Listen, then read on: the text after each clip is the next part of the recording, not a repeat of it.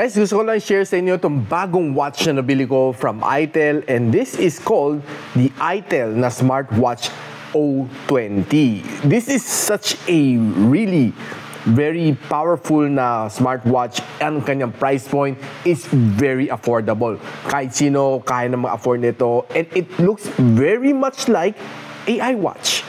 Pakita ko sa inyo. Now, pinagmamalaki ni itel dito sa kanyang smartwatch fit na O20 is AI-powered ang kanyang watch face. And it has a 2.04-inch na HD display and IP68 ang kanyang waterproofing dito. And what's nice dito sa kanya, yung kanyang design, no, looks a lot like the iWatch. And what I also like is maganda ang kanyang strap. It looks really nice and very cute din, no? Maganda namang fit sa aking wrist.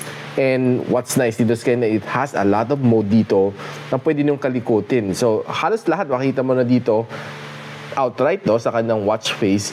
And of course, if you swipe, kita mo yung activity ring mo, you see your sleep activity, your heart rate, and other stats na gusto mo makita, pati blood oxygen level, and pwede ka pa mag-add ng mga favorites mo. Now, pag pinindot mo kanyang menu button, kita mo lahat, all of this menu. Pwede pa maglaro ng games dito, should you like it. And you'll see all of your other things na pwede mong gawin dito. Another thing na gusto ko dito na pwede ka tumanggap ng calls dito directly sa inyong watch or maka-receive ng message, which is definitely a very helpful function. And another thing is that hindi nakakairita tong watch na ito if you're wearing it on your wrist. No?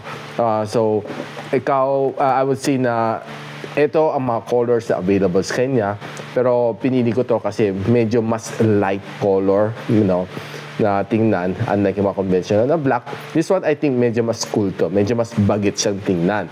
So, yun guys, no, if you're interested dito sa smartwatch na ito, which is very affordable, kaka-release na ni itel, you can check it out sa aking yellow basket. And of course, I'll post more video once na kinalikot ko more about itong watch na ito. So, I'll see you around.